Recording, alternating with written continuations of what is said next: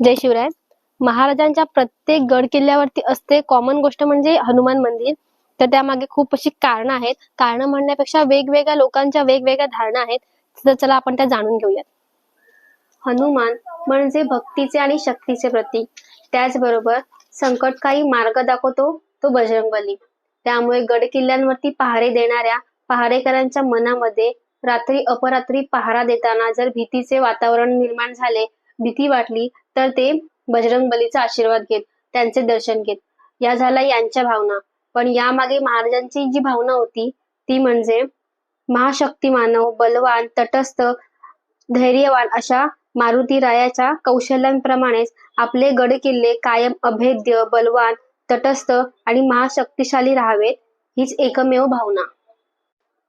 त्यामुळे आपल्याला महाराजांच्या प्रत्येक गडकिल्ल्यावरती मारुतीरायाची मंदिरे किंवा मारुतीरायाच्या मूर्ती पाहायला मिळतात.